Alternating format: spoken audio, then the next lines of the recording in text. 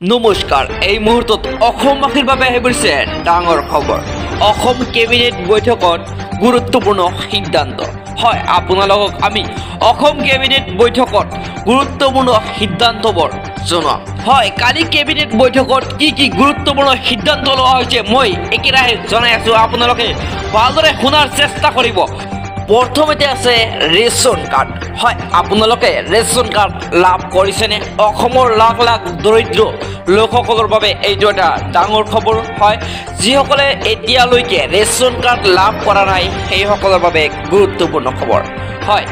আপোনালোকে যিসকলে ration card লাভ কৰা নাই সেইসকলে এইবাৰ ৰেচন কাৰ্ড লাভ কৰিব হয় আপোনালোকে 15 ছেপ্টেম্বৰৰ পৰা ৰেচন কাৰ্ডৰ বাবে এপ্লাই কৰিব পাৰিব এইবাৰ নতুনকৈ 20 লাখ লোকে লাভ কৰিব ৰেচন কাৰ্ড এইবাৰ নতুনকৈ 20 লাখ লোকে লাভ কৰিব ৰেচন কাৰ্ড আকৌ কৈ আছো 15 ছেপ্টেম্বৰৰ পিছৰ পৰাই আপোনালোকে এপ্লাই কৰিব পাৰিব ৰেচন কাৰ্ডৰ বাবে আৰু এইবাৰ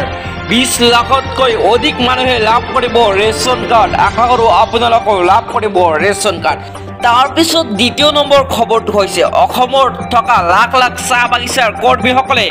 লাভ কৰিব দুৰ্গা পূজাৰ বোনাছ হয় আপোনালোকৰ বাবে এটা ডাঙৰ খবৰ বহুত ভাল খবৰ কিয়নো আপোনালোকে এইবাৰ লাভ কৰিব দুৰ্গা পূজাৰ বোনাছ হয় এটা কিস্তিতে দিয়া হ'ব টকা হয় আপোনালোকে ভালদৰে বুজি পাইছে আপোনালোকে লাভ কৰিব দুৰ্গা পূজাৰ বোনাছ আৰু ৰেচন কাৰ্ডৰ বাবে কিন্তু এটা কিন্তু বহুত ভাল খবৰ আৰু কিন্তু কেবিনেট বৈঠকত কি গুৰুত্বপূৰ্ণ সিদ্ধান্ত লোৱা হৈছে সেইবোৰ মই স্ক্ৰীনত দি আছো আপোনালোকে ভালদৰে চাব